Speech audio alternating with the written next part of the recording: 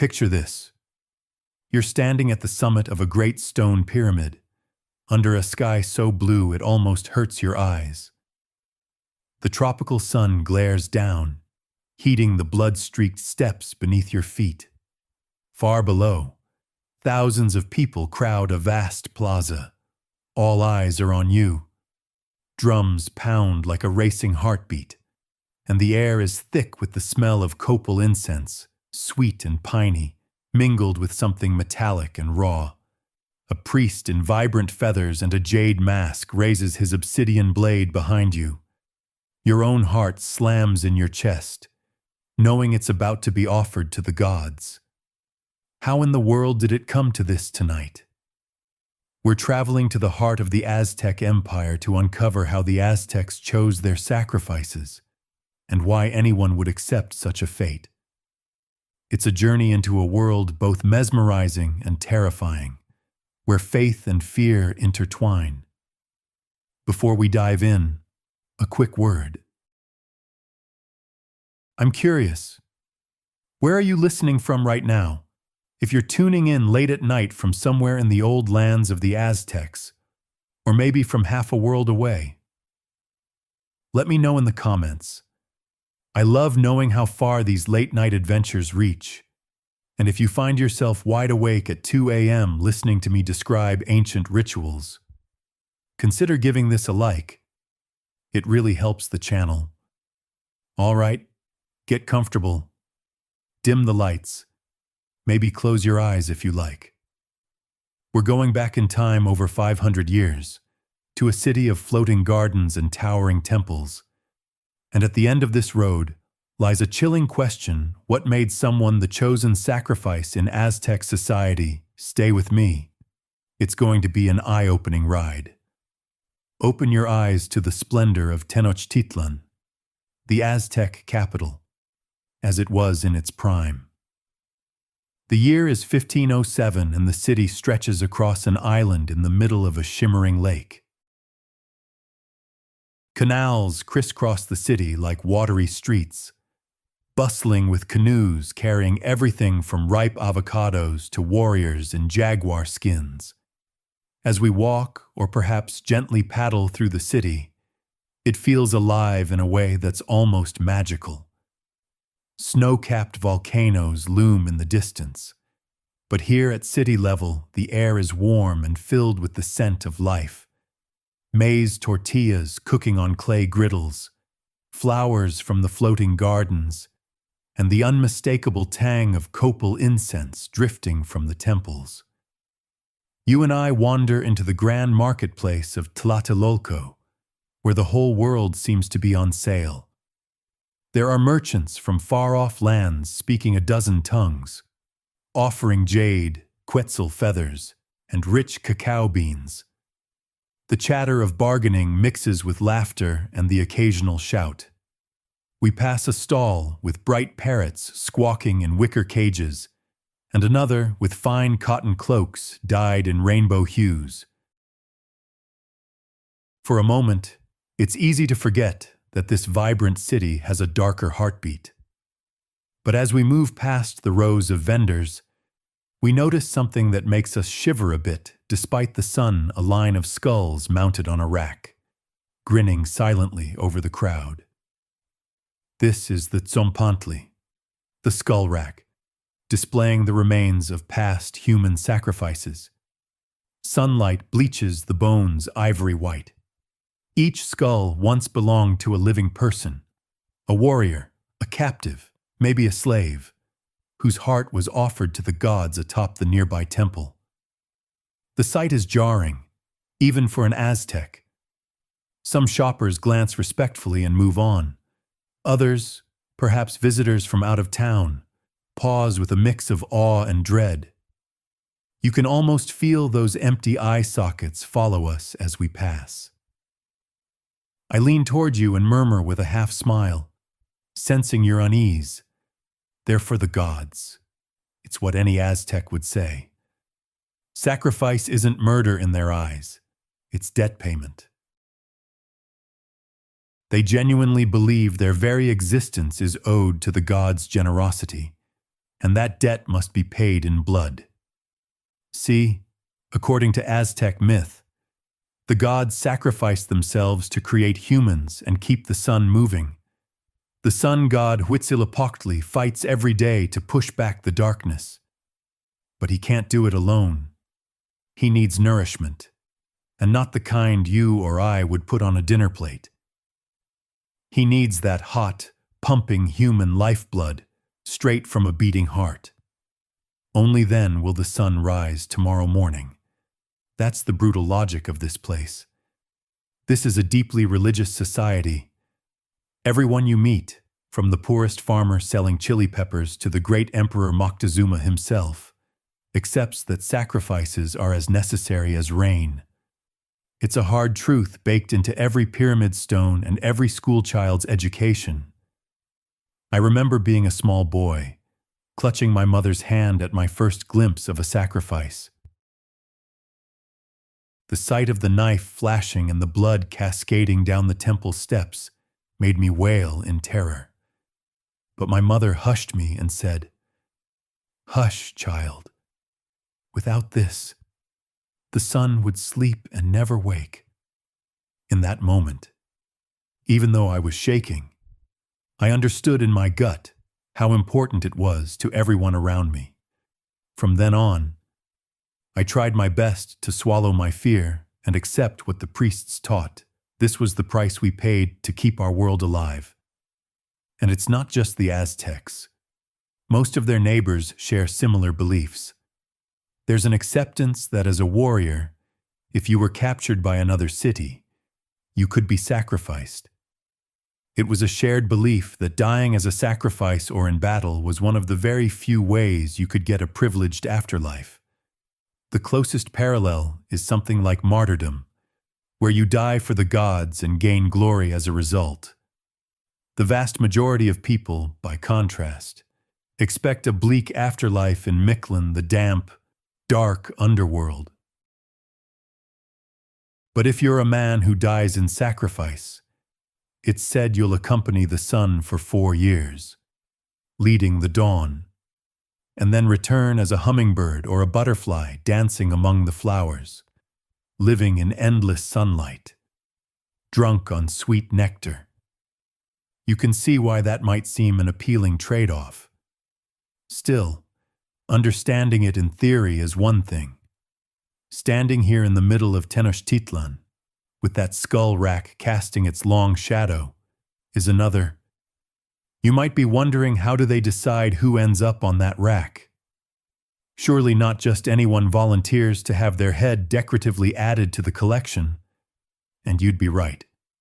Volunteers are rare. There are legends of a few who went willingly, offering themselves for the honor. But it's very hard to tell whether those tales are true.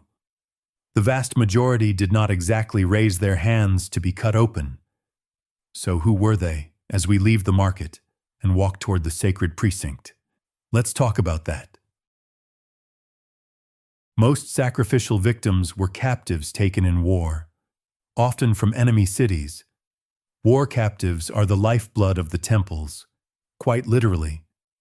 The Aztecs even have a special kind of staged war called the Xochiaoyotl, or flower war, which isn't about land or riches at all, but about capturing prisoners for sacrifice. Imagine that. Battles not fought to destroy an enemy, but to harvest living men for the altar. A grim harvest, if ever there was one. You might see a group of these captives now, being led through the streets under guard. Their hair is matted, their faces painted for sacrifice, and each wears a garland of bright flowers as if to signal they are destined for the gods. They're surprisingly composed, some even defiant. One man meets our gaze with a stare that sends a chill down your spine. Being captured was his worst nightmare. But dying as a sacrifice is, in the Aztec view, at least more noble than falling on a muddy battlefield. In fact, it's considered a far more prestigious end, since these dead are given the privilege to live in heaven with the war god for eternity. Maybe that thought steels him for what's to come. Not all victims are foreigners or enemies. Some are slaves. And interestingly, slaves in Aztec land aren't a permanent class. They could be people from any level of society who had fallen into debt or committed some crime. That means someone who once had a normal life in this very city might end up offered to the gods due to misfortune or misdeed. And occasionally, the priests need a very specific kind of person, a symbolic stand-in for a god. These are the famous Ixiptla, the god impersonators. They choose an individual, often a war captive of striking appearance or noble bearing, to literally play the role of a god in the flesh for a time, before being sacrificed in that god's honor. These aren't random picks. They have to fit the part. If you're going to impersonate Tezcatlipoca, the mysterious god of night and sorcery, you'd better be young, handsome, and unblemished. Basically the top model of captives. The chosen one is treated like a living deity for weeks or even a full year, given everything he could want, until the day comes when he must surrender that borrowed divine life on the altar. And then there are the children. Yes, children. I see you frown at that, and believe me, it tugs at my heart too. The Aztecs don't sacrifice their own kids frequently, but when they do, it's usually for a very specific reason: to ask the rain god Tlaloc for water to keep everyone alive. They believe the gods value the tears of innocent children, so those kids are actually encouraged to cry on the way to their fate. Their tears are considered an offering, as important as their blood. Most of these children are reportedly from right here in Tenochtitlan's neighborhoods. Some are even chosen from birth. I heard a whisper once, from a trader we pass, that if a baby is born with a double cowlick in its hair, you know, those stubborn spirals that make the hair grow in two swirls, then that child is marked for Tlaloc. Imagine that one look at your newborn's hair and you think, ah, this one belongs to the gods. In a world of high infant mortality, maybe that made it easier for parents to let go. But still, it's a thought that can keep you up at night. They don't even perform this particular rite in the city proper.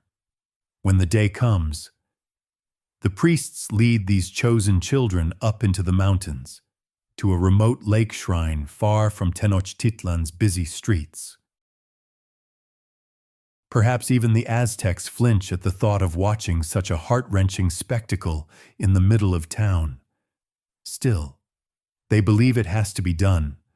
Those tears will bring the life-giving rains. On our way toward the towering temples, an elderly flower seller named Mama Chitlali calls out to us from her stall, where she's busy stringing orange marigold garlands for an upcoming ceremony. They say the gods will feast well this month. Eh? She cackles, toothless but merry, referring to the rumors of a large sacrifice planned. She says it not with dread, but almost with pride, as if discussing a grand festival meal being prepared for dearly loved guests. I wave back and toss her a friendly reply. They will indeed. Mother, may it keep us all safe. She beams and tosses a few bright cempasúchil flowers at our feet as a blessing. For people like her, this is normal. The sacrifices are not seen as atrocities, but as holy nourishment ensuring peace and plenty. Our walk brings us to the foot of the Templo Mayor, the Great Pyramid at the center of the city. Two shrines crown its flattened top, one painted in red for Huitzilopochtli, god of sun and war, and one in blue for Tlaloc, god of rain and water, war and water, fire and sustenance, the dual forces that keep life going. The pyramid's sides are steep and, if you look closely, darkened in places. Is that dried blood? Quite possibly. This is the stage on which the grand drama of sacrifice plays out many times a year, in festival after festival. As the sun starts to dip, painting the sky gold, we know that tonight won't be quiet. The Empire's calendar is studded with ritual dates, 18 ceremonies each year, one for each Aztec month, and nearly all involve some form of sacrifice. In fact, the entire city is a whirl of preparation right now. Why? Because this year is extra special. It's the final year of a 52-year cycle, the time for the new fire ceremony, the great renewal of the sun. Every man, woman, and child across the empire is holding their breath a little. The priests are saying that if they don't perform the rituals just right and feed the gods enough, the sun might not rise when this cycle ends. No pressure, right? So, against this backdrop of bustling markets, holy dread, and fervent devotion, our story truly begins. We're going to follow the path of those chosen for sacrifice, and the people whose job it is to carry out the grisly duty. It's a path that will lead us from the doorstep of humble homes all the way to the summit of pyramids, from the quiet edges of a lake to the screaming heart of a ritual in full swing. By the end of it, we might just understand how the Aztecs could blend beauty and brutality so effortlessly, and see the method in what looks to us like pure madness. Ready. The drums are starting to beat again, calling us to the first chapter of this journey. Let's go. The dry season has been hard this year. By early spring, the lake's waters are receding and the crops on the chinampas, those floating gardens, are thirsty under a relentless sun. At Lacacawalo, the festival of water and the very first month of the Aztec year, arrives with a mixture of hope and dread. This is when the Aztecs earnestly ask Tlaloc, the rain god, to send life-giving showers, and the asking is done not with words, but with lives. The day before, I had been among those tasked with gathering these chosen children from their homes around the city. It was a somber errand. In one case, the parents of a little girl had known from her birth that this day would come. She bore the telltale double cowlick on her scalp that marked her as Tlaloc's offering. When we arrived at their doorstep, her mother already had the child bathed and dressed in a white shift, her hair decorated with blue feathers the color of the rain god. The woman's eyes were red from crying, but she held her chin high as she handed her daughter to the priest with a plea. Ask Tlaloc to send plenty of rain this year. In another barrio, a family refused to open their door when they realized why we'd come. The father had to be restrained as we gently took his son, and he cursed us and the gods until his voice broke. Most families, though, gave up their precious ones with grief-tinged reverence, convinced or at least desperately hoping that this sacrifice would truly save their people from drought.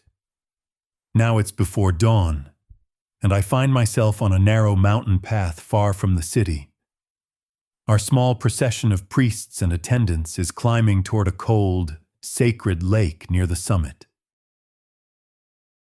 Around me trudges a handful of chosen children, and each step we take feels heavier than the last.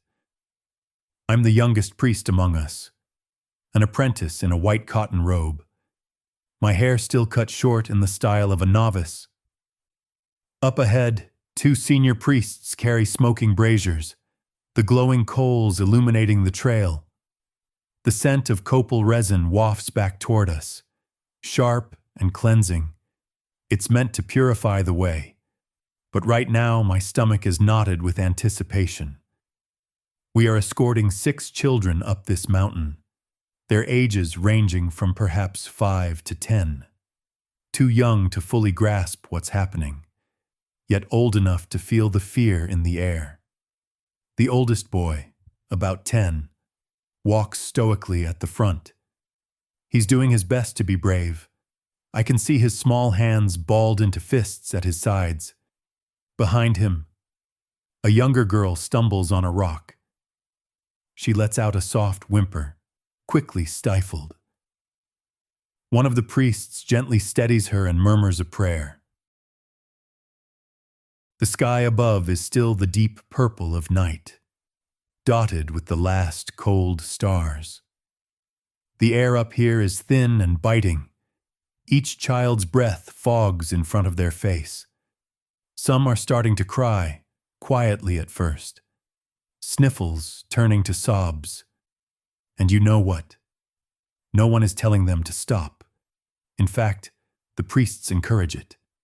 One bends down to wipe a boy's tear with a feather, whispering, "Yes, let it out, my child. Cry for Tlaloc. Each tear is sacred. They believe, destined to become a drop of rain once these children are delivered to the god. I carry a gourd of water and offer it to the children in turn, trying to be helpful. My hands tremble as I tilt the gourd to the youngest boy's lips. He's about 5, with round cheeks traced by twin cowlicks in his hair, the very sign that marked him for this duty from birth. He sips the water and looks up at me. In his eyes I see confusion and fear. Instinctively, I reach out and squeeze his tiny hand. What can I possibly say to comfort him? That he'll be a hero of the rains, that his tears will save his people's crops. The words stick in my throat. We continue upward as pale light begins creeping into the eastern sky. By the time we reach the mountaintop lake shrine, dawn is a dim gray on the horizon.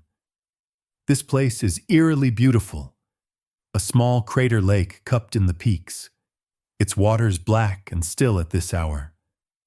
Wildflowers, surprisingly, grow along the banks even in the dry season, nourished by hidden springs. A natural hush blankets the area, as if the mountain itself is holding its breath. And not far from the water's edge stands a simple stone altar, already darkly stained from ceremonies past. The children's sobbing grows louder when they see that altar. One terrified boy suddenly wrenches free from an attendant's grasp and bolts toward the tree line, a squeal of panic escaping his throat. He doesn't get far. A senior priest lunges and catches him in a gentle but firm embrace. "Shh, shh, little one," I hear the priest whisper as he carries the struggling child back. Even in this most solemn duty, our hearts are not made of stone. The priest's voice quavers as he says, "It will be over soon, precious child." The boy's frantic sobs slowly subside to whimpers under the priest's reassuring patter, though tears still stream down his round cheeks. One girl, barely 8, now wails for her mother, a high, keening cry that echoes off the rocky slopes. I feel a lump forming in my throat. For a moment, the human part of me wars with the priestly part. My instincts scream that this is wrong, that these little ones should be at home chasing dragonflies, not here awaiting a knife. But all around me, the other priests begin to chant Tlaloc's name, and I remember why we're here without sacrifice, no rain, and without rain, countless more children would starve. In our cosmology, this is an awful necessity. The ceremony is as mercifully swift as we can make it. Tlaloc is said to prefer his victims to drown, to claim them with water. But for children, a quick heart sacrifice is often done instead, followed by submerging their bodies in the sacred lake. The first rays of sun break over the peaks as the chief priest, garbed in a blue-green cloak of quetzal feathers, raises his arms. The attendants gently lay the oldest boy on the stone slab. He doesn't struggle, Perhaps he's in shock, or perhaps in some brave corner of his mind. He believes he's about to become one with a god. I turn my head away as the obsidian blade flashes. I've seen sacrifices before, but this is different. I focus on the lake instead. The surface reflects the pale pink of dawn now. A flock of egrets in the reeds takes off in unison, startled by a sudden disturbance. There's a collective gasp and cry behind me, the sound of sorrow from my fellow priests and the attendants. They are weeping openly as they work. This is expected. We must all shed tears for Tlaloc today, in solidarity with these innocents. My eyes sting and I realize I'm crying too, tears rolling down my cheeks in a hot blur. We lift our voices in a plaintive song that trembles across the water, a final lullaby to send these young souls on their way. One by one, each child is offered. The sun climbs higher, gilding the scene in harsh light by the time it's over. 6 small bodies lie still, draped in white cotton shrouds. The lake will be both their grave and their womb. We slide each shrouded form into the water gently. The surface, once glassy, ripples and swallows them without a trace. In the silence that follows, I can hear my own heart pounding in my ears. Suddenly, a low rumble crosses the sky. I look up, startled. Dark clouds are gathering above the peak, seemingly out of nowhere. Could it be? As we watch, a light rain begins to fall, a few fat droplets at first, then a curtain of cool water pouring from the heavens. It's as if the very mountain is crying with us. The priests raise their hands and faces to the sky, letting the raindrops mingle with their tears. Some laugh through their sobs. Others cry harder. This time in sheer relief and gratitude. Tlaloc accepts our offering, the chief priest declares, his voice ringing out with wet-eyed conviction.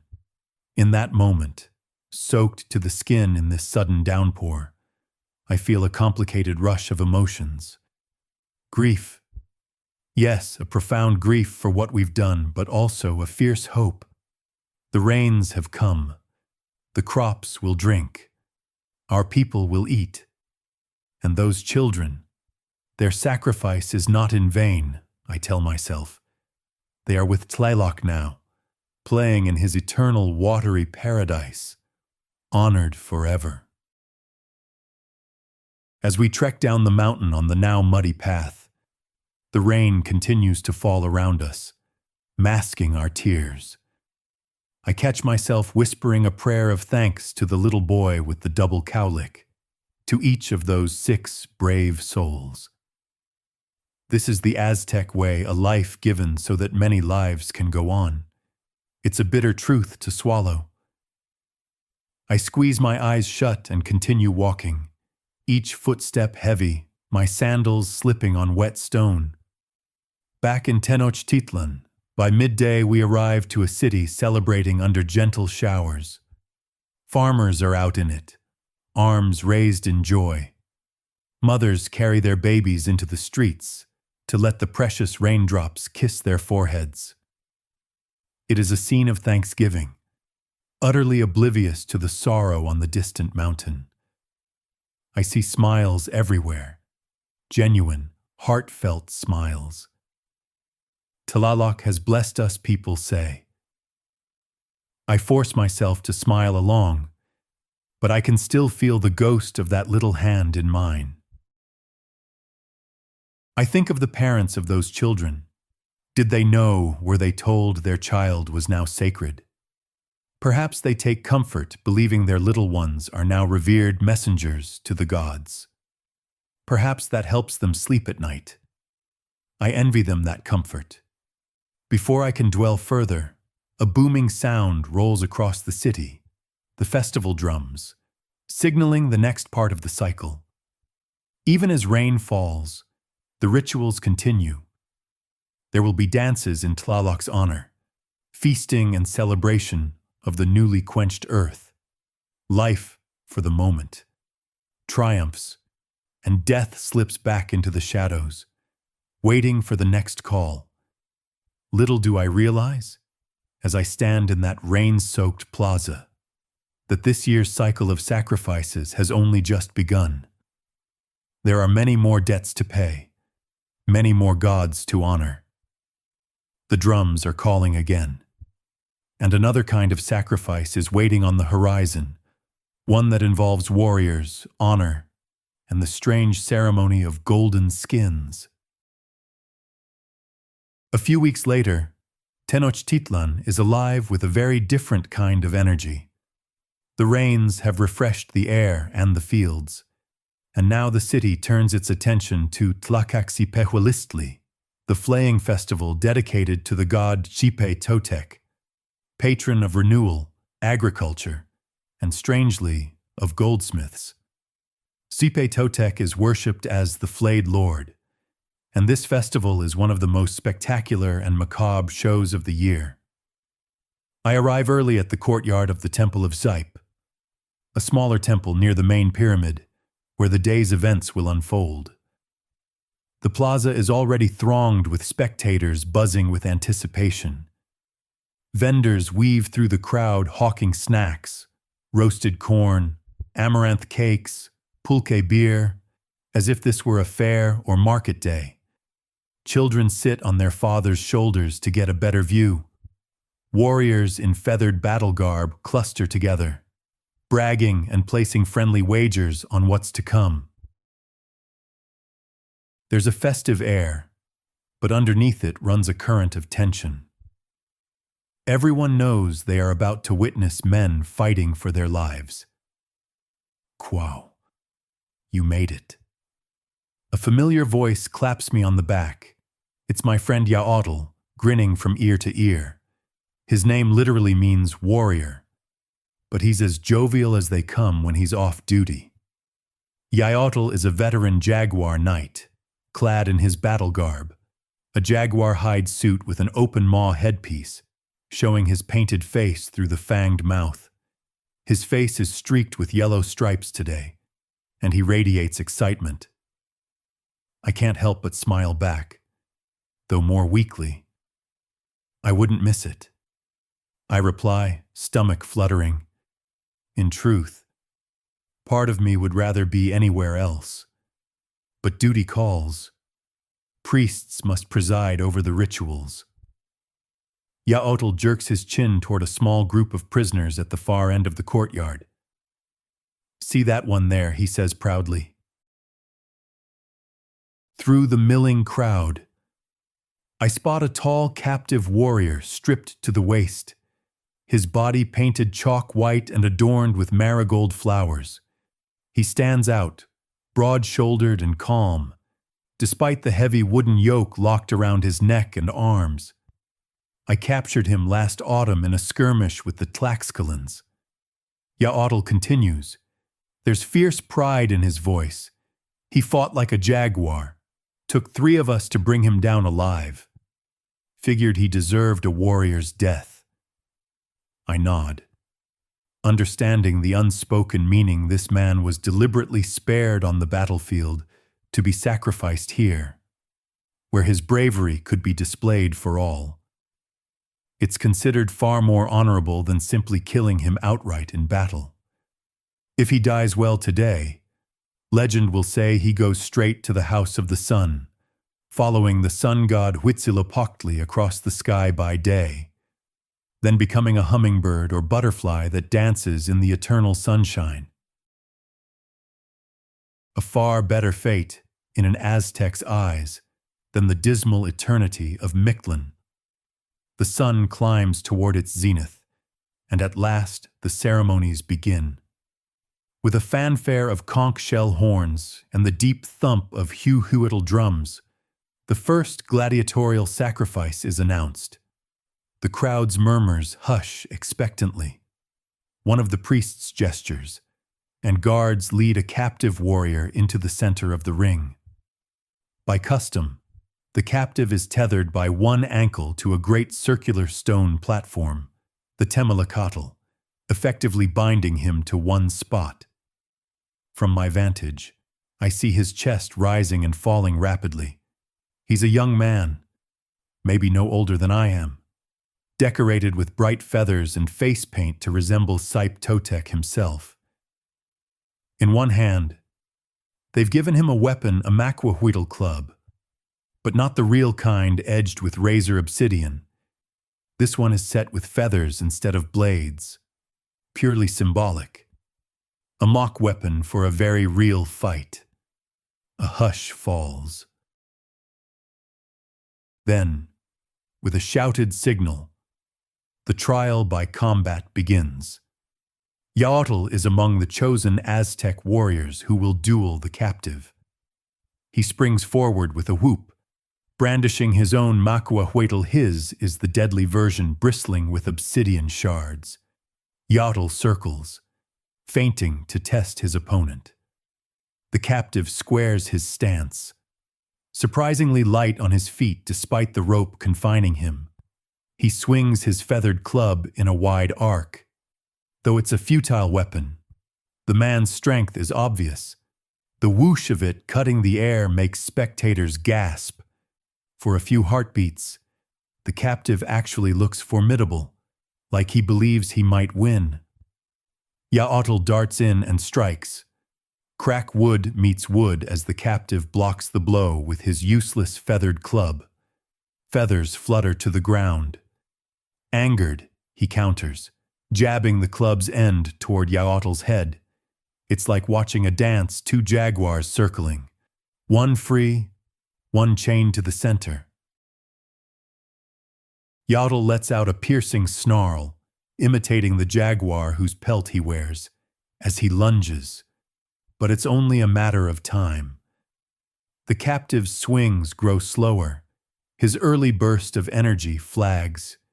He's been a prisoner for months, fed but not trained, while each of our warriors comes at him fresh in turn.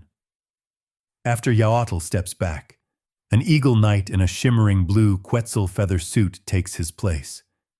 Then another jaguar knight after him. Each new opponent further exhausts the lone fighter. He sustains a cut to his thigh, then a blow to the ribs. Finally, a strike from a spear, blunted for sport, knocks the wind out of him. The crowd roars, bloodthirsty and jubilant.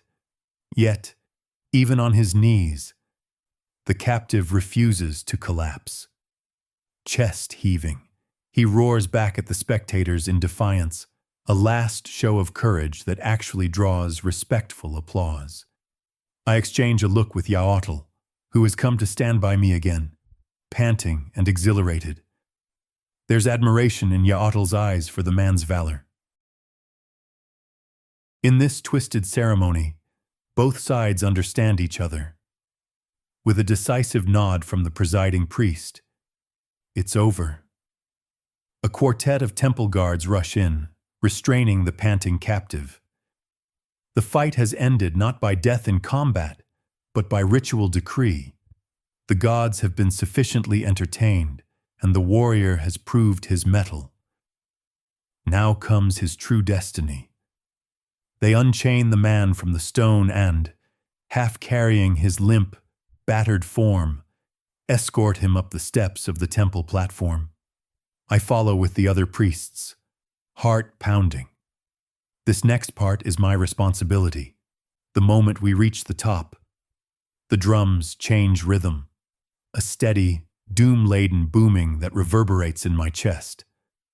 The captive, bruised and bleeding, is laid out on his back over a convex sacrificial stone. 4 aides, strong as oxen, grab each of his limbs, stretching him out. He doesn't even flinch now. Perhaps he's too exhausted, or perhaps he has already left his body and spirit. I hope it's the latter. I whisper a prayer to Totec to receive this warrior gently. Our head priest stands over him, a flint knife raised high. The sun catches the blade, making it flash like a star. With practiced precision, he plunges it into the man's chest. A collective exhale shudders through the watching crowd below as the priest's arm lifts out the still beating heart. Crimson blood streams down the steps in ribbons. A cheer erupts, not a mocking cheer, but one of reverence, if you can believe it. Many in the crowd raise their hands toward the sun in salute, acknowledging the warrior's spirit now climbing skyward with the rising steam of his blood. In their worldview, this man has just been transfigured into something powerful, something sacred. May your heart feed the gods, brave one. I murmur under my breath. My hands are slick. I realize they're covered in his blood from where I helped steady his shoulders. I step back, swallowing the taste of copper that clings in the air. But the ritual isn't done. As attendants carry the body away, others step forward with flint knives of their own. What happens next makes several people in the audience turn away or cover their faces, even though they knew it was coming. Two priests methodically begin to flay the warrior's body, slicing through skin at the arms, legs, and torso, peeling it off as one might peel an orange. The only sound is the drip of blood pattering on stone and the low drone of a priest chanting prayers. It is intensely gruesome, and yet, to the Aztec mind, intensely meaningful. The removal of the skin symbolizes the shedding of the old harvest and the rebirth of the new. Totec himself is said to wear the flayed skin of humans, representing the earth shedding its dry husk to reveal new life. I steel myself and assist where I'm needed, trying to think of anything except the reality in front of me. My senses split. One part of me catalogs the details mechanically, the surprising weight of the skin as it comes free, the warmth of it. Another part retreats deep into prayer to numb the horror. When at last the entire hide of the fallen warrior is removed, it is handed with great care to a waiting priest who stands by, ready to don it. This priest, an older man named Tochin, has fasted and purified himself for weeks for this role. As he pulls the skin around his body, a shudder passes through the crowd. The sight is beyond eerie. Tochin now appears to be the walking corpse of the sacrificed warrior, draped in loose, dripping flesh. The removed face skin sits over his own like a grotesque mask, the eye holes empty and staring. A few children at the front of the crowd wail in fright at the apparition. Yet, far from being seen as horrific, this act is considered sanctified. Tochin raises his arms and begins to dance a slow, ritualistic step. The sun gleams off the slick sheen of the flayed skin, giving it a golden hue in the light. Thus the golden robes of Totec, they say. As the skin wearer dances, the crowd's initial gasp turns into rhythmic clapping. Flower petals are thrown at his feet. He descends the temple steps and processes through the plaza, and people reach out to touch the flayed skin with reverence. This gruesome cloak will be worn for 20 days by the priest before it is finally laid to rest in a sacred bundle. By then, it will have dried and cured. And the wearer, if he endures the ordeal, is believed to absorb the power of Totec and bless the fields with fertility. In fact, over the next few hours, several more captive warriors are led forth to fight in the same manner. Each is tethered to the stone in turn and given a futile weapon. Most are weaker or more frightened than the first man was, and their struggles end even more quickly. A slash to the belly here, a spear thrust there. Still, with each foe that falls, the crowd roars and drums thunder, as if reliving the first victory again. By midday, the initial savage thrill begins to dull into a grim routine of slaughter. But the rituals do not relent, one by one. These warriors all meet their end on the temple summit, and their skins too join the grisly vestments of Totec's priests. For those captives not chosen for the arena, a more unceremonious fate awaits. They are simply led up the steps of Huitzilopochtli's shrine and sacrificed one after another by the usual method. Their hearts offered swiftly to the war god's idol with far less fanfare. By late afternoon, dozens of captives have been slain one way or another. In the evenings, the priests wearing skins perform mock battles and receive offerings from citizens, a macabre pageant of renewal and purification. When I finally step away from the gore-soaked temple courtyard, I feel the weariness in my bones. The screams and cheers still ring in my ears, in a daze. I wander to a nearby fountain and scrub the tacky, drying blood from my arms and face. The water runs red, then pink, then clear. I lean against the cool stone of a wall, suddenly aware of how hot the day has become. High above, a few black Tissot-pilotal vultures circle, drawn by the scent of death rising from the temple. To them, this entire spectacle was merely a colossal feeding, carrion for the taking. The thought makes my stomach turn. Were we any different, offering up flesh to invisible mouths, yet as horrible as it was? I remind myself of the purpose, the display of bravery, the feeding of Totec. All of it is meant to ensure the cycle of seasons continues. Just as a snake sheds its skin to grow, so too must we shed blood to keep the world renewing. That's what the priests taught me as a child. I think of the flayed skin dancing in the sunlight, shining like gold. It was one of the most horrifying things I've ever witnessed, and yet people cheered. Some part of me wonders, do they cheer out of devotion, or simply because they're relieved it's not them up there on the stone? I push that thought away. Back on the temple steps, attendants have started distributing the remains of the sacrificed warriors. Yes, you heard that right. The remains. The warrior's corpse, once flayed, will be partitioned. Certain choice parts go to the captor who brought him in as a reward. Tonight, I know Yaotl and his fellow jaguars will cook and consume some of that flesh in a ritual feast, sharing the strength of their valiant foe. I've attended one of those feasts before, trying not to retch as I watched grown men gnaw solemnly on human rib meat, their faces streaked with blood and paint. They call it kwatla oli, maize and man stew, mixing the flesh with corn. The thought of it makes me shiver now. But to them, it's just another way to honor the gods and absorb the fallen warrior's courage. The sun is sinking lower, and golden light filters through the temple plazas.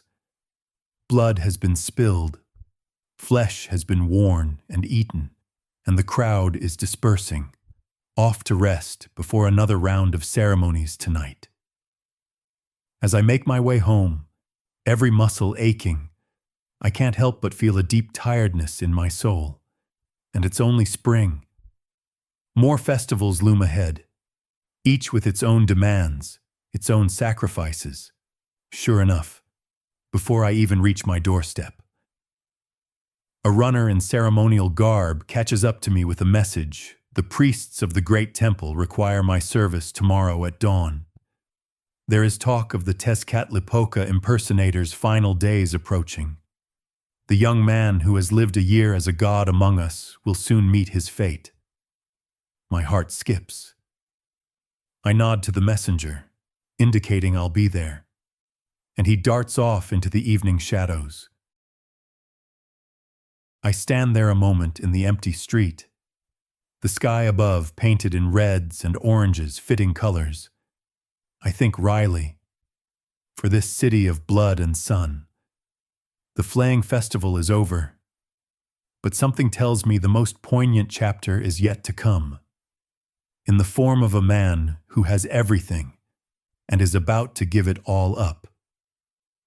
I whisper a quiet prayer for strength, both for him and for myself. True night has fallen by the time I make my way to the secluded garden compound where the Ixiptla living image of Tezcatlipoca resides. The city around me is quieting down after the flaying festival's revelry. But here, behind adobe walls entwined with blooming flowers, an uncanny stillness reigns. This walled garden is essentially a royal prison of paradise, and its prisoner is a man treated like a god. I step through the gate and behold a scene like a dream, the young man chosen to embody Tezcatlipoca, the smoking mirror, god of night and destiny, reclines by a reflecting pool under the starlight. He is breathtaking to look at.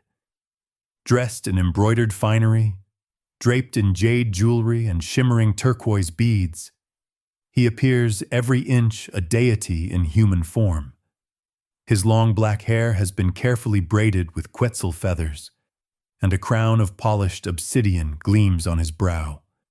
By his side, attendants pluck gentle music on turtle-shell lyres, and 4 beautiful women sit nearby, their eyes fixed on him with sorrowful devotion. These women are his companions, some whisper wives for the past year, each one representing a goddess, gifted to him for pleasure and comfort. On any other evening, these ladies might be singing to him or playing music. Their duty was to keep the living God entertained and content. But now they only sit in heartbroken silence. Tonight, however, none of them smile. As I enter, the young man, let's call him Topiltzin, it means revered prince, a common honorific for the impersonator, turns and offers me a serene smile, Tlenimital. He addresses me softly, using my priestly name. Come join me. The sky is beautiful tonight, isn't it? His composure is astounding. I lower myself onto a reed mat beside him. The polished black surface of the pool reflects the moon and stars above. In the silence, one of the attendants plucks a gentle melody on a flute identical to the one lying beside Topiltzin. He carries that flute everywhere, occasionally lifting it to add a few haunting notes to the night air. I remember being told he's required to play for the city on certain days, his music believed to carry the blessings of Tezcatlipoca himself. How do you feel? Tonight, I ask quietly. It's a foolish question, but I can't think of anything better. One of the women, the youngest, her name is Metzli, shoots me a sharp look, perhaps finding my question too blunt. But Topiltzin doesn't mind. He tilts his head, considering, how does the deer feel? The night before the hunter's feast, he replies, a wry curve to his lips. Perhaps the deer is at peace, knowing it will nourish others. Or perhaps the deer's heart quivers in fear of the arrow. I feel both. He smiles at me, and I see a flicker of that fear in his dark eyes despite his outward calm. You have been very brave, I say, my voice almost a whisper, braver than I think I could ever be. Topiltzin chuckles softly. I have had a year to come to terms with it, a year living in beauty and joy. In some ways, that makes it harder to let go. He reaches out and swirls a finger in the pool's water, distorting the moon's reflection into ripples. There were nights, especially in the beginning, when I thought of trying to escape. The temptation was there. The city is vast, Perhaps I could have slipped away in disguise. He trails off, then shakes his head gently. But where would I go? The gods are everywhere. If this is my fate to be Tezcatlipoca's vessel, who am I to run from it? I feel a sting of tears at the back of my throat. Over the months, I've grown to genuinely like this young man. He's intelligent, kind, even playful at times, far from the remote figure one might imagine a living god would be. We've shared jokes over cups of chocolate, talked about our childhoods, what little he remembers of his home far away, even discussed philosophy under these same stars. The prospect of losing him by my own hands, for as a priest I must play a role in the ritual, is almost too much to bear. As if sensing my thoughts, Topiltzin lays his hand on mine. "You've been a good friend to me," he murmurs. "I am grateful. Don't worry. I intend to walk up that temple with my head held high. I won't make it difficult for you or the others." A small, strangled sound escapes one of his wives, Metzli, the one who had glared at me, and suddenly she rises and flees into the shadows of a cacao tree, shoulders shaking with sobs. The other women exchange glances but remain, silent tears on their cheeks. Topiltzin's calm cracks for a moment. His eyes shine wet, and he takes a deep breath to steady himself. "You see," he says quietly, voice thick, "they weep for me in a strange way. It gives me strength. Tezcatlipoca must be worth something if losing his avatar brings tears even to a goddess's eyes." He attempts a smile, but it trembles. Moonlight filters through the foliage, casting dappled patterns on us. We sit like that for a long while, saying little. The gravity of tomorrow hangs over us like a storm cloud. I stay until Topiltzin dismisses me gently, saying he wishes to spend his remaining hours in prayer and in the arms of his companions. I bow and take my leave. The next day, the Toxcatl festival begins in full pomp.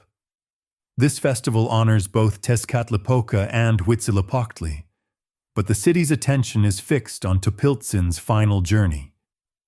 At noon, he emerges from the garden compound, greeted by awed hushes and muffled cries from the gathered crowds. He is dressed even more magnificently than the night before. A shining feather cloak of vibrant colors, arm and ankle bracelets of solid gold that glint in the sunlight, and around his neck, the emblematic polished mirror, Tezcatlipoca's symbol, which reflects the world around him in distorted fisheye. His skin is painted chalk white and marked with bold black stripes. To look at his face now is otherworldly.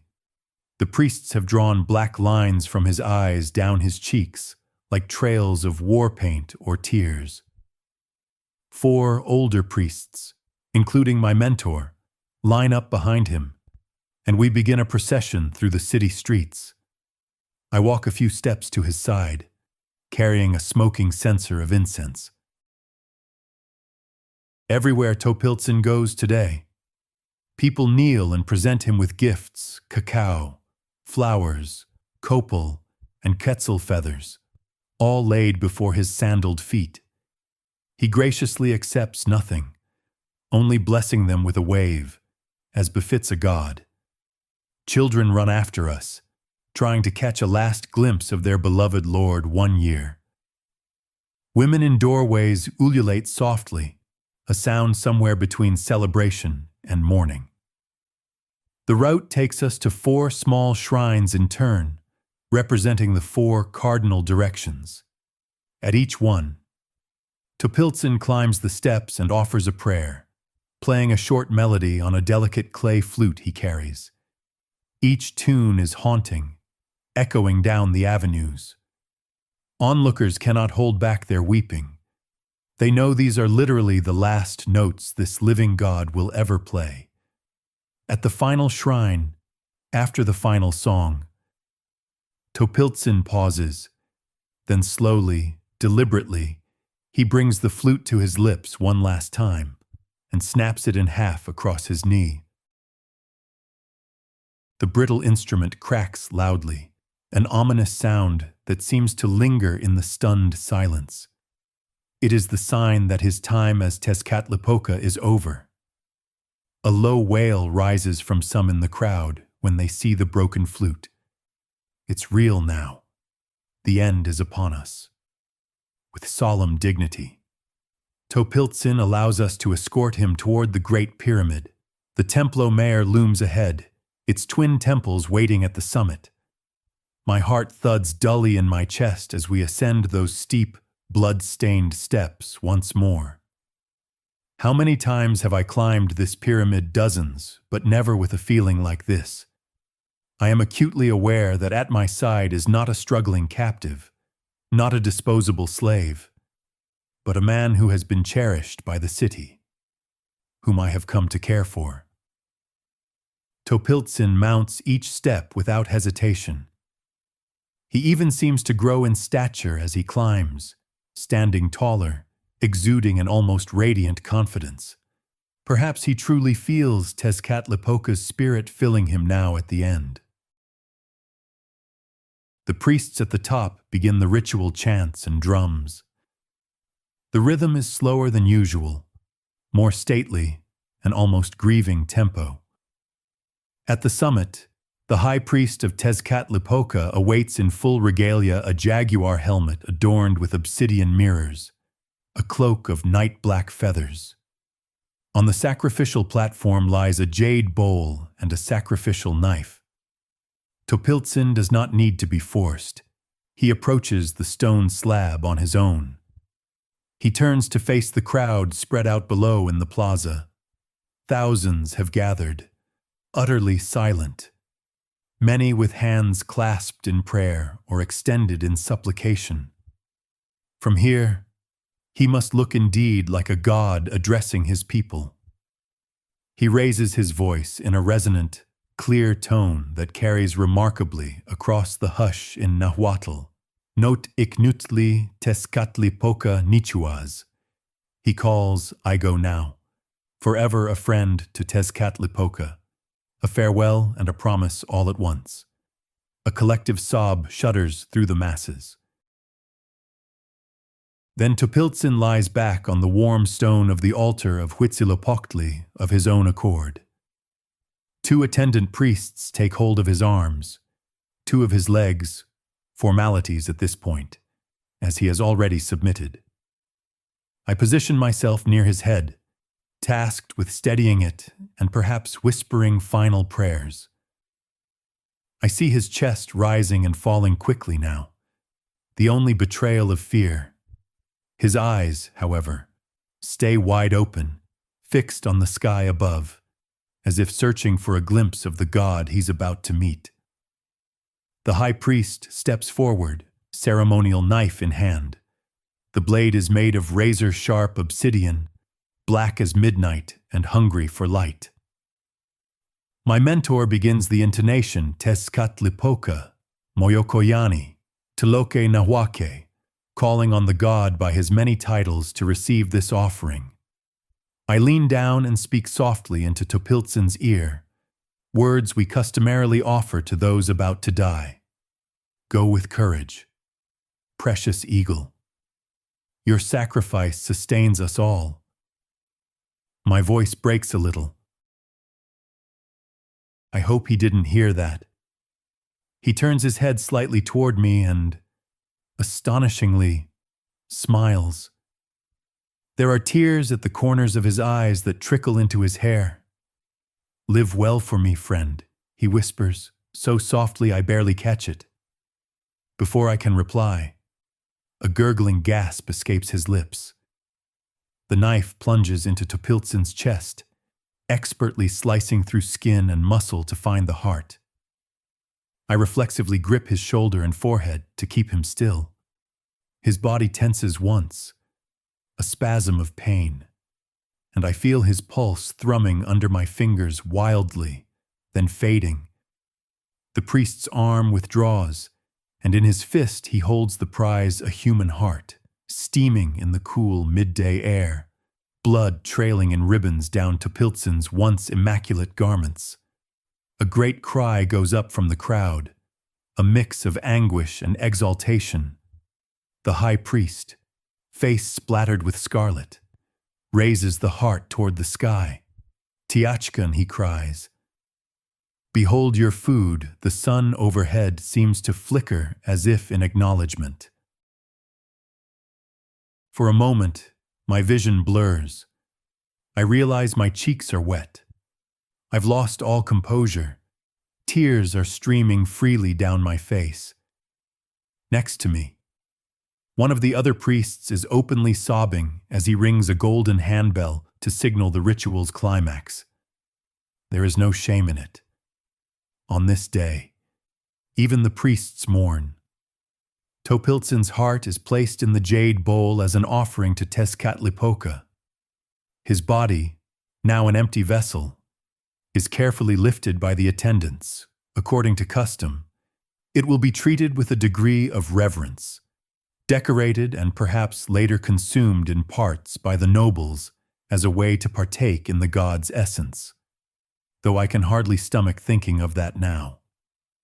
As they carry his body down the pyramid, something extraordinary happens. A gentle breeze sweeps across the plaza, coming from nowhere in particular, yet it swirls around the pyramid, lifting flower petals and whirling them in the air. The crowd falls silent, noticing the sudden wind. Feathers from Topiltzin's broken flute, which he carried and must have dropped when he lay down, scatter and dance on that breeze, glinting. To many, this is a sign Tezcatlipoca's spirit, the wind of destiny, acknowledging the sacrifice. "Yao Tayuktin," someone calls from below, "O beloved noble," and others take up the cry in a wave of lament. They address Topiltzin, now past, as a revered one. It is perhaps the highest honor any mortal could wish for in this society. I step back from the blood-slick stone as my part in the rite concludes. My hands are trembling uncontrollably. Looking down, I realize I'm still clutching a fragment of Topiltzin's flute. At some point I picked it up, almost without thinking. I close my fist around it now, feeling the broken clay bite into my palm. The festival isn't over. Celebrations of Tezcatlipoca's power will continue into the night, and parallel rituals for Huitzilopochtli involve more sacrifices of captives at the other temple. But I find myself unable to continue at the moment. My mentor catches my eye and gives a subtle nod, understanding the weight on me. He signals that I may step away to compose myself. I slip around the side of the temple platform and descend a smaller staircase, finding a quiet corner behind a column where no one can see me. There, I finally let out a shaky breath I'd been holding. My body feels like a taut string that's just been cut. It's done. He's gone. For a few minutes, I remain there, letting the distant sounds of ceremonial drums and chanting wash over me. I think about Topiltzin's final words of well for me. Friend. It feels, in this moment, like a heavy charge. How does one live well in a world that demands so much death when I return to the plaza? Dusk is just beginning to fall. An amber light bathes everything, the pyramid steps stained dark, the faces of the crowd still lingering in reverent hush. The 4 women who were his companions are being gently led away by attendants. 2 are crying, 1 is stony-faced, and 1, Xochitzin, looks strangely radiant, perhaps believing she has been touched by divinity during her time with him. Their fate will be a quiet one. Unlike him, they will likely return to ordinary life, though I suspect some might choose to serve in the temple, dedicating their lives to the God who took their beloved. As I help with the final tidying of the altar, collecting the blood-soaked reeds and cloths, sprinkling cleansing incense, the high priest gives a short speech to the onlookers extolling the sacrifice that has just occurred. He speaks of Tezcatlipoca's blessings, of how our entire city's fate is tied to such rituals. His voice echoes in this one man. All of us have given our blood to the gods, and they will remember. The crowd responds with a solemn chant, asserting their consent and gratitude. In that moment I see, with crystal clarity, the brutal bargain at the heart of our culture. We take one life, or a few, and by doing so we believe we save thousands. It is a logic that is both heinous and holy. Standing there in the gathering twilight, I'm not sure whether to feel pride or despair. Perhaps both, as Topiltson said. The Toxcatl festival moves into its next phase, feasting and dancing to celebrate the sun's continued journey and Tezcatlipoca's favor. But I have no heart for revelry. Not tonight. I remove my ceremonial garland and quietly depart the temple grounds. Even as the city erupts in cautious joy, for they believe the sacrifice ensures stability and fortune, I slip away like a ghost in a temple courtyard, haunted by the memory of a friend's final smile. The seasons turn, and with them come more festivals, more rites. Summer brings the festival of Xilonen, where a maiden, a girl scarcely 13, is decapitated in honor of the young corn goddess. Her blood returned to the soil to ensure a good maize harvest. In early autumn came the festival of Ochpanistli in honor of Tochi, our Mother Earth.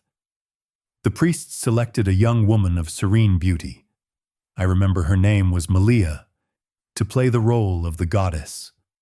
For an entire week, she was venerated as Tochi herself, adorned with emerald jewelry, carried on a litter strewn with flowers, and attended by elder women who fanned her with sacred leaves. People would bow as she passed, whispering prayers for harvest and health. Malia moved among them with gentle grace, calling blessings upon children and receiving offerings of corn and blossoms. She truly became the heart of the earth in our eyes. When the final day of Ochpanistli arrived, Malia climbed the temple of Tochi in a dress woven with fragrant herbs. She sang a traditional lullaby to the earth, remarkably. Her voice did not quaver. Even as she knelt at the altar, there was a faint smile on her painted lips. Our high priestess, one of the rare ceremonies led by a woman, approached from behind, and in one swift stroke decapitated the living goddess. It was so quick. Malia's head tumbled from her body before the hymn had even died on the breeze. In that instant, she went from a beloved deity back to a lifeless girl. I stood below and had to grip a stone railing to steady myself as the assistant priests carefully flayed her cooling corpse. The ritual required that one of us, a young man chosen for the honor, don the skin of the goddess. He draped Malia's skin over his body, the way one might shrug on a fresh leather cloak. Blood still slicked the inside, making it cling to him as he stood. What followed was a macabre parade. This priest, now wearing the guise of Tochi, walked through the marketplace distributing small gifts of food to startled onlookers, symbolizing the earth feeding her children with her own flesh. People fell silent or wept softly as he passed, unsure whether to be horrified or grateful. I'll admit, I felt nauseous. The flayed skin's edges fluttered around his legs, and the smell, a nauseating mix of coppery blood and marigolds, hung in the air long after he moved on.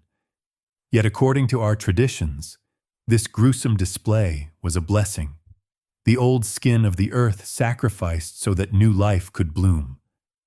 By the time the autumn harvest was in, the city was looking toward the greatest celebration of all Panquetzalistli, the raising of banners, dedicated to Huitzilopochtli in the 15th month around late November.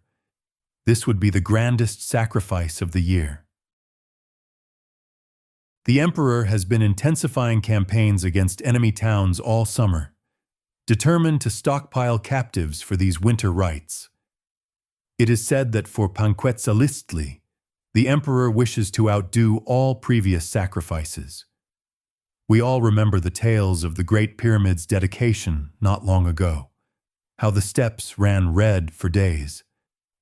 The old stories claim that at that time, the Aztecs slew tens of thousands of captives in a single continuous ritual, though more sober accounts given by our elders put the number nearer to 4,000.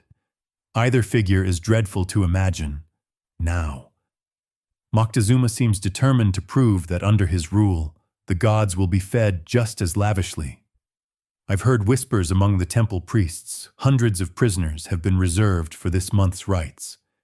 Maybe more. The war drums have been pounding on the frontiers for weeks, sending that perpetual supply of human tribute toward the capital. When Panquetzalistli arrives, Tenochtitlan is at its most splendid. The city square is decked with bright pennants of paper and woven banners, each bearing Huitzilopochtli's hummingbird emblem. The temple of Huitzilopochtli atop the Templo Mayor is freshly repainted a vivid red, so bright it almost glows in the morning sun. And the captives, they are here too, held in wooden cages or bound together in long lines, awaiting their fate. Most of these unfortunates are warriors from enemy states, Tlaxcala, Huexotzinco, perhaps some Maya from far to the south, even a few high-ranking nobles captured in recent skirmishes. The selection for sacrifice, in this case, is almost indiscriminate. Huitzilopochtli demands quantity as much as quality. Young men in the prime of strength are preferred, but slaves and older captives will do as well. This is about numbers, a show of piety and power on a massive scale. I stand at the top of the Templo Mayor, next to the statue of Huitzilopochtli, a fearsome idol bedecked in hummingbird feathers and turquoise mosaic, with obsidian eyes that seem to stare hungrily. Below me, the plaza is black with people gathered to witness or partake in the ritual slaughter. Warriors line up proudly, ready to escort their bound captives up the steps. Other priests, dozens of them, have assembled at various altar stations. We've set up multiple sacrificial stones to work in parallel, an efficient conveyor of death. Fires are crackling in braziers, heating certain obsidian knives to an extra keen edge, a trick we use to make cuts smoother. The smell of copal smoke is thick, attempting to sanctify the bloody business ahead.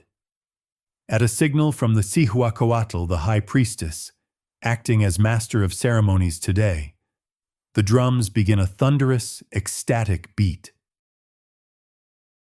A column of captives, naked above the waist and painted in hues of yellow and red, is driven forward to the base of the pyramid. The first man is prodded up the staircase by a warrior. Oddly, the captive doesn't resist.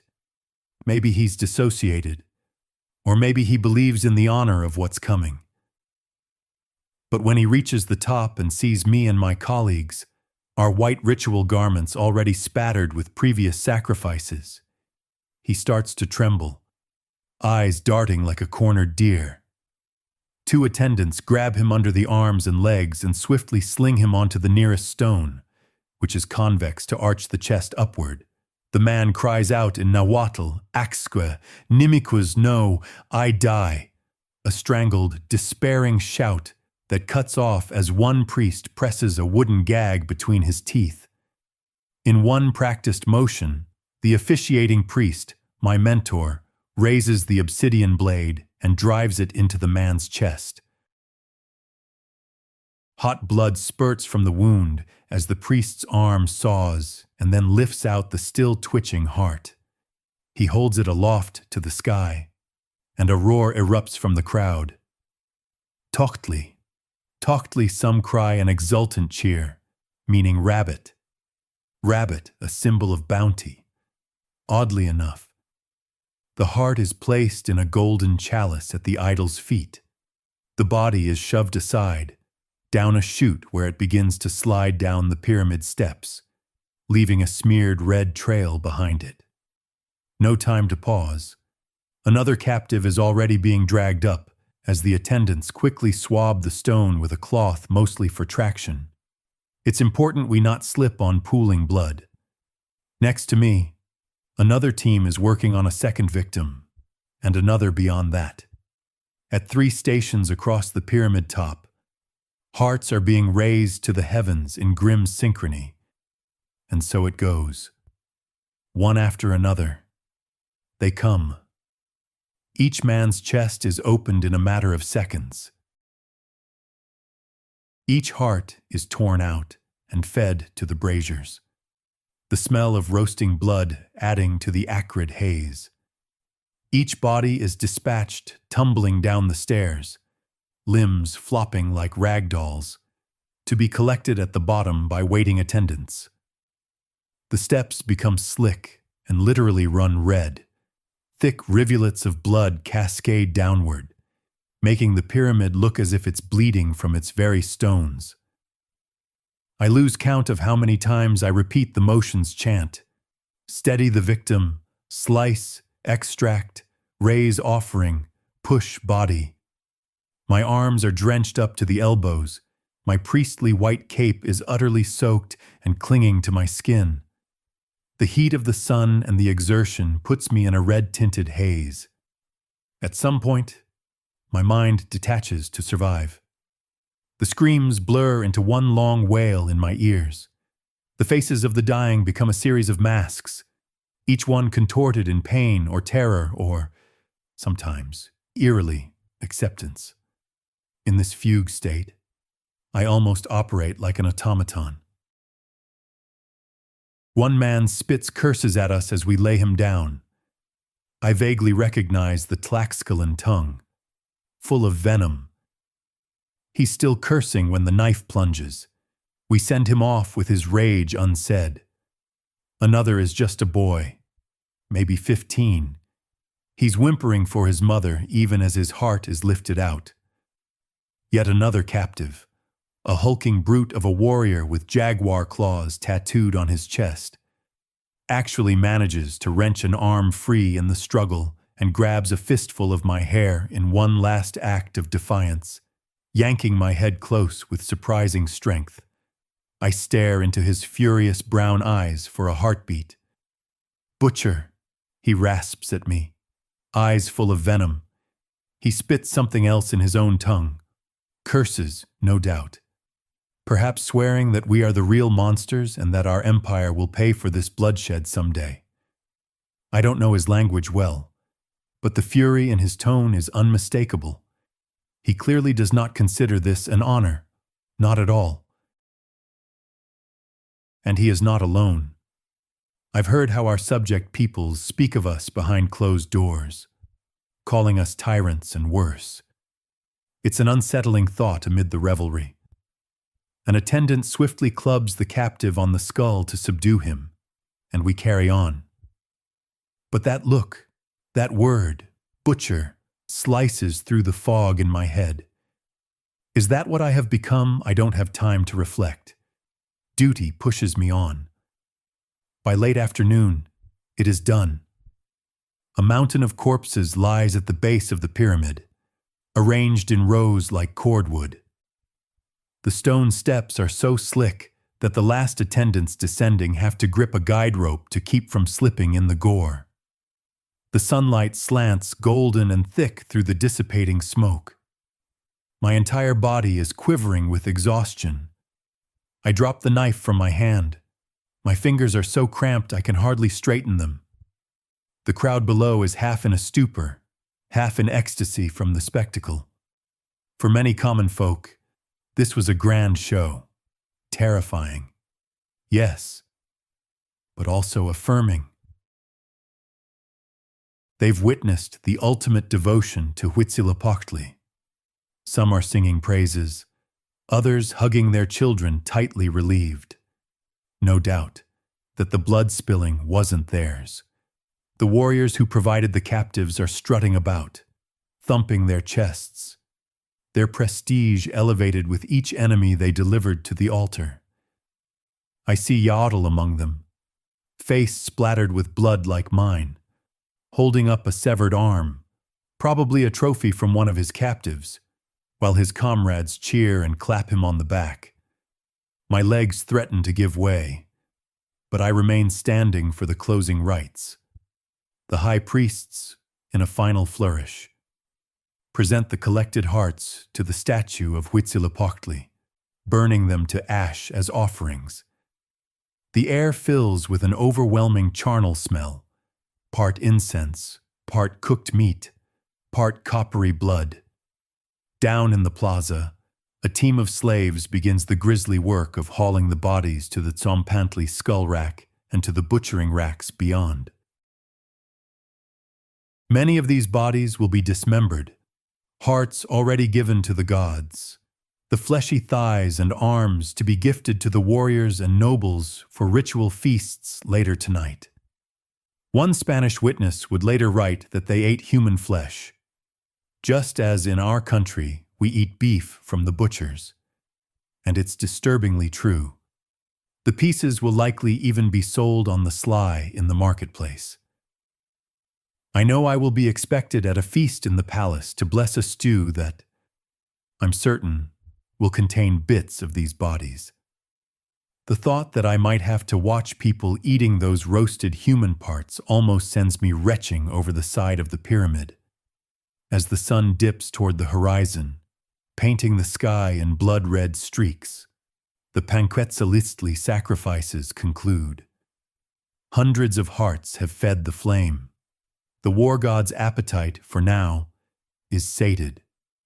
I gaze out over the city and, in the distance, catch sight of the great lake glimmering peacefully. How odd, I think, that such violence can coexist with such beauty. Tenochtitlan looks serene in this light, despite the carnage that just occurred at its heart. My legs finally buckle and I sink to a sitting position on the top step. My entire front is drenched in drying blood. I must look like a red specter.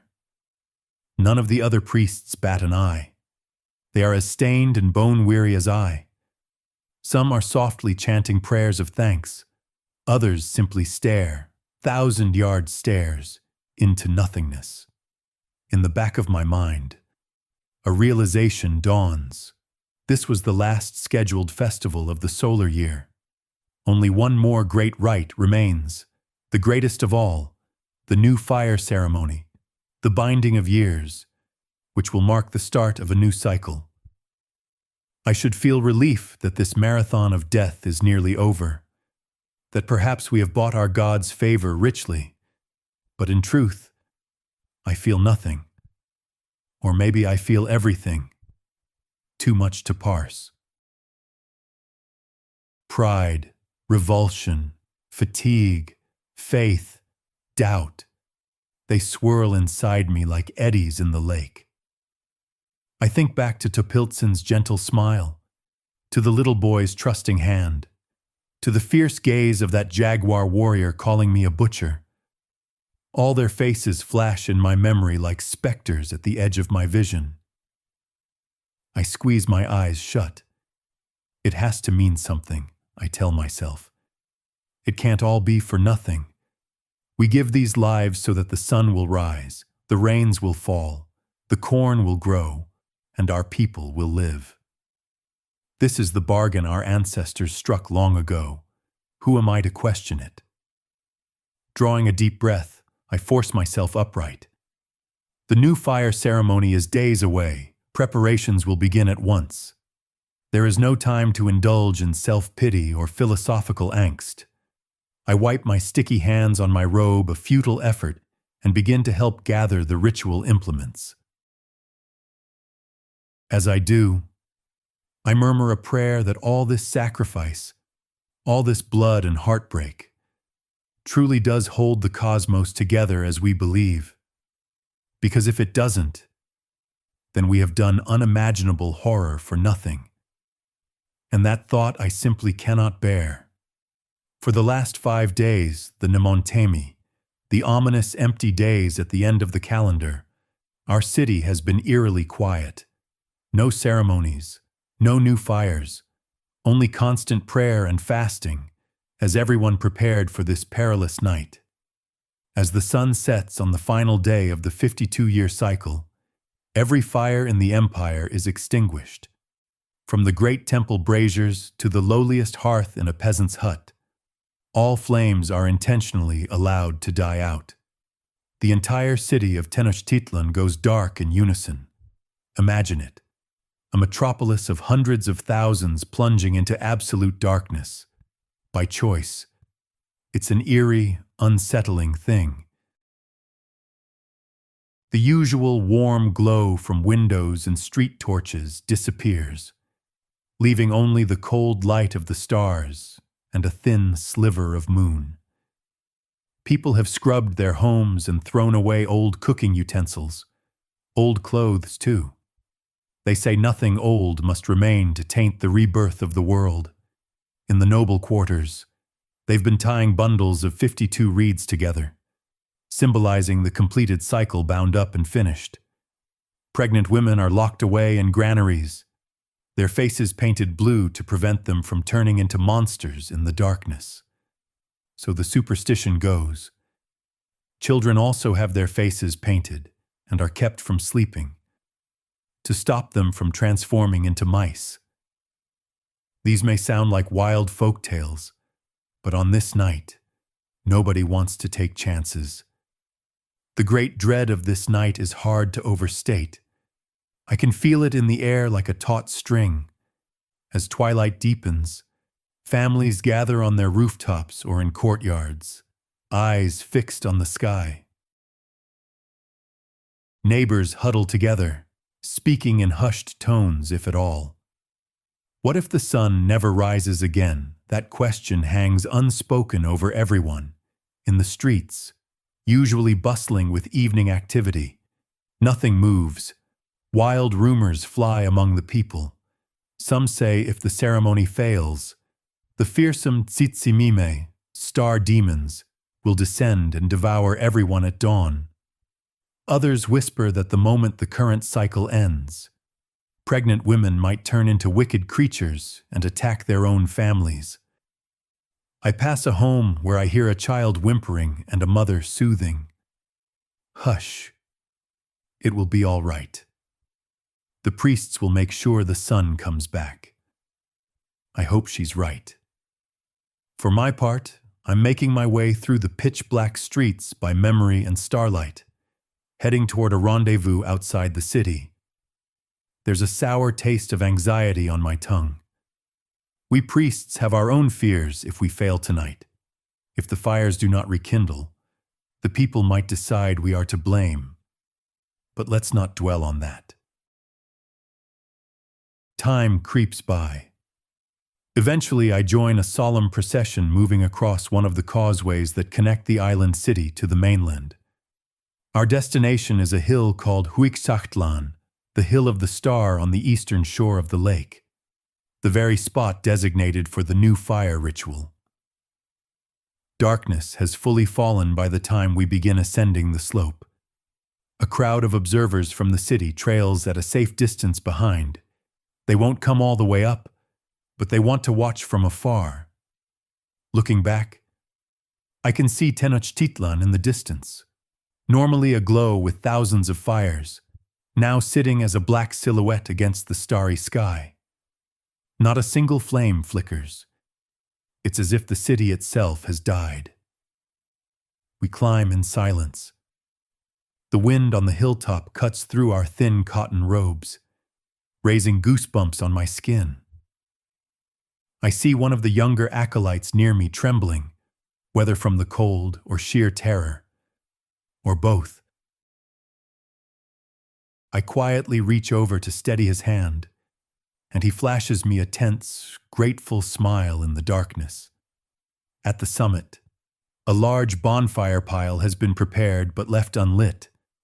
Around it stands a circle of priests, myself among them, and in the center lies a single captive warrior on a stone altar. This man is to be the sacrificial victim for the new fire ceremony, the ignition source of a new sun. They chose him carefully. Often it is a brave warrior captured from a powerful enemy, someone deemed worthy to relight the cosmos. This particular fellow is said to be a fearless captain from a rival city, whether by coercion or devotion. He has accepted his fate. He's painted head to toe in cosmic black, with little white stars speckled across his body, on his chest, over his heart. The priests have painted a butterfly in brilliant hues.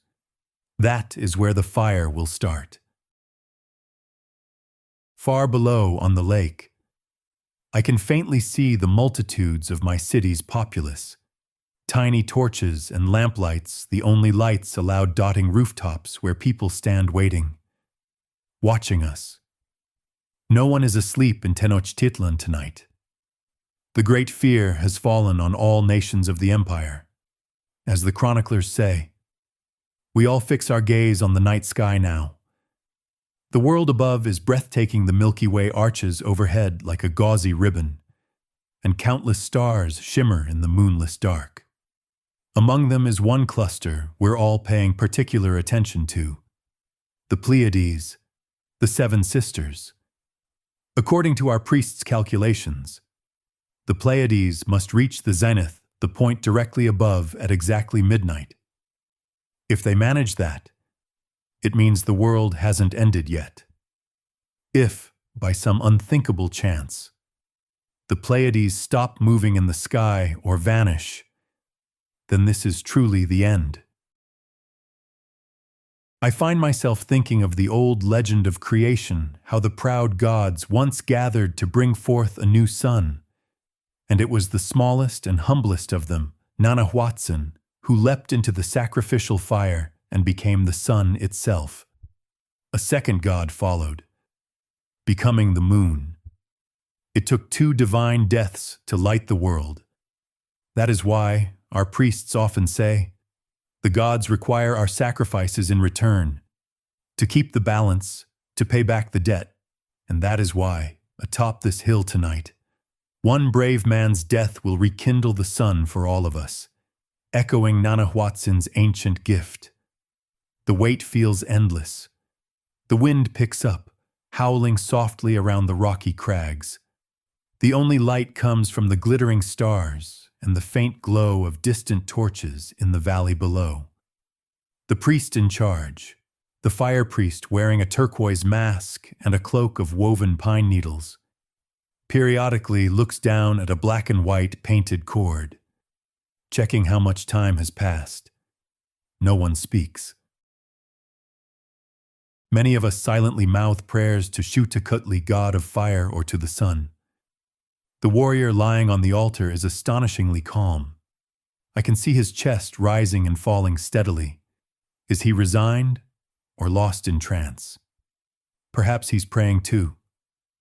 Finally, the stars align. Midnight, the Pleiades glitter directly above, crossing the invisible line of the zenith. A ripple of relief passes through our ranks. The world hasn't ended in darkness, at least not yet.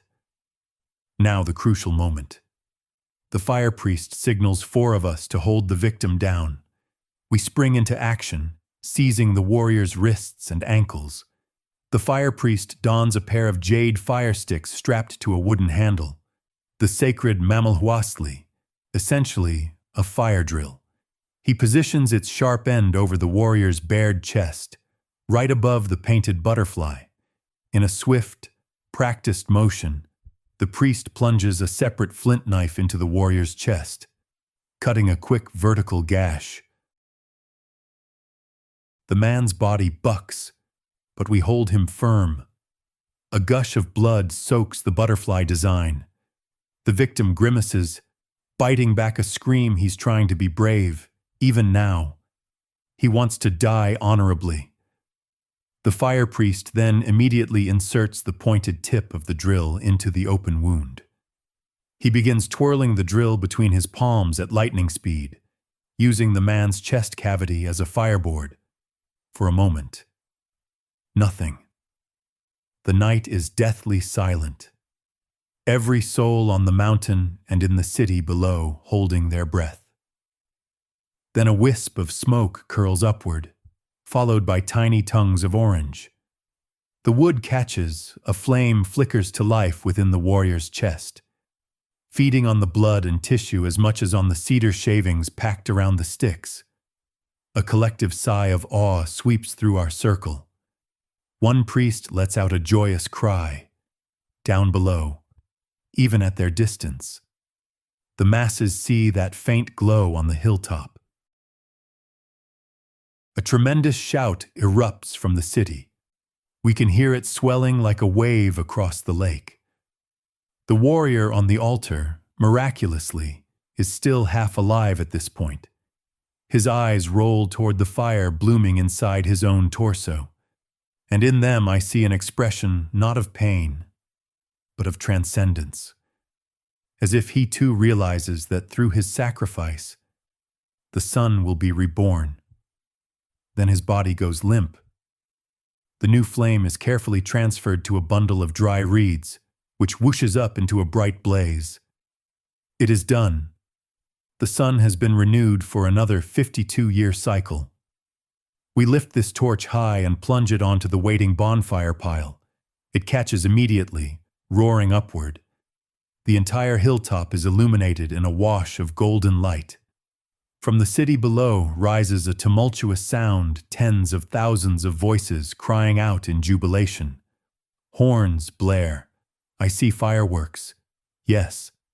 Someone is sending up whistling reed rockets that explode in showers of sparks. Drums begin to beat in a wild, celebratory rhythm not heard in a generation. The people are literally dancing on their rooftops. Our work on the hill isn't finished. In fact, we're moving with haste now. We must spread this sacred fire to every corner of the Aztec realm.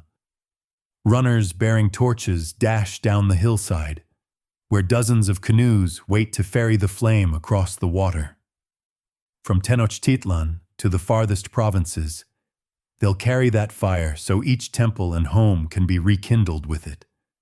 It's like sending out the veins of a new heart, pumping life in the form of fire to the entire body of the land. I find myself laughing and crying at the same time, a wild catharsis overtaking me. I embrace my fellow priests, even planting a kiss on my mentor's cheek in my excitement to his surprise. He actually laughs. Down in the valley, the skulls on the great Tzompantli are flickering in the firelight, as if grinning in approval. All the sacrifices, the tears of the children, the bravery of the captives, the blood, the pain, the death, all of it feels vindicated in this one sublime moment. We did it. We gave the gods what they were owed, and in return, dawn will come. Hours later, after an ecstatic night of celebration, the first sunrise of the new cycle creeps over the eastern horizon. I stand on the temple platform back in Tenochtitlan, utterly exhausted, streaked with soot and ash, but filled with a profound sense of awe. As the sun's rays spread over the city, revealing the slumbering forms of revelers who danced till they collapsed, the colorful banners fluttering, the remnants of feasts, I notice how that light touches everything gently. It feels like forgiveness, like a warm promise that life continues. Around me, people begin to stir and kneel, facing the sun with outstretched arms. Prayers of thanksgiving rise up, and the smell of cooking fires new fires, lit from the sacred flame, drifts on the morning air. Never has simple hearth smoke smelled so sweet to me. It smells of continuity, of tomorrow. As I walk through the waking streets toward my home, I catch sight of familiar faces, emerging neighbors, friends, my own family, my mother, the same wise woman who once comforted me when I was small, stands in our doorway with a shawl around her thin shoulders. She has waited up all night, I realize, praying for the sun's return and for my safety. When our eyes meet, she gives me a trembling smile of immense relief. I hurry to her and bow my head, and she gently embraces me despite the blood and ash still on my skin. Neither of us speaks a word, but in that embrace is everything love, gratitude, and the unspoken hope that maybe, just maybe, the next new fire 52 years from now will find us in a world less hungry for blood. In that glow of the new day, I whisper a quiet prayer, not one from the official scripts, but something from deep inside, a prayer that someday, maybe far in the future, our descendants will find a way to keep this warmth and light without so much suffering. For now, though, this is our world. This is how the Aztecs choose their sacrifices, with devotion, with conviction, and with an immense reverence for the delicate balance of existence. It is a world as beautiful as it is brutal, and standing here, alive and able to behold this new dawn, I can't help but feel both hope and trepidation. If you're still listening, dear friend, I thank you for staying by my side through this long and strange night. The Aztec world is not an easy place to walk, even in imagination, yet I find it strangely comforting to share these stories, as dark as they are, in the quiet hours. Perhaps it shows that even in the most alien of cultures, people are simply trying, in their own way, to keep the light alive. If you found this journey enlightening, or if it lulled you to sleep, let me know your thoughts. And until next time, good night, and may your own sun rise brightly tomorrow, without any blood needing to be shed for it.